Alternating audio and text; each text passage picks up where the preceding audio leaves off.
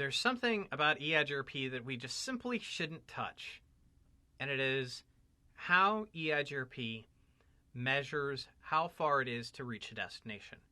Now, what we're talking about is the feasible distance calculation has a lot of different factors, and there's a big old formula that we're not going to get into. The formula is controllable, and it's controllable by weighting individual sections of the inputs. So think about your CCNA studies and the fact that you learned that EIGRP supports bandwidth, delay, reliability, load, and MTU as the metrics. Well, here we're seeing the tuning of those, and this is the default. This is the default config. And I in fact memorize that, and I don't memorize everything. The first value is not significant. It's talking about, I think, type of service. We'll see that when I go to the CLI. And then it's bandwidth. The second one is a delay. And it's the weighting of it. So if you wanted to weight delay more, you could. Now, why are we talking about this? It's because it has to match between adjacent routers. This value has to match between adjacent routers, and really, the entire autonomous system would need to match the K values.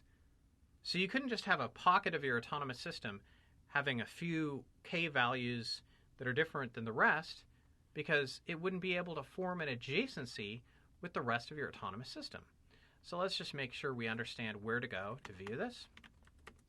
And the way that we would correct it for TSHOOT exam takers is you would correct it back to the defaults. That would be the first way to go. So you see, these are the defaults. And if you had to fix this, you would say metric, weights, and then it's type of service, and then bandwidth, K2, delay. So that'll set it to the default. So that command really wasn't impactful. But let's say I changed it a little bit. My neighborships are going to drop. And you can see that my neighborships are down.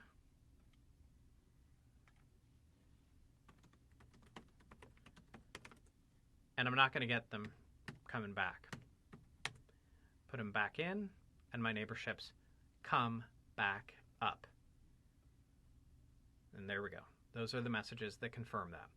So the long story can be shortened. K values have to match for neighborship to be formed.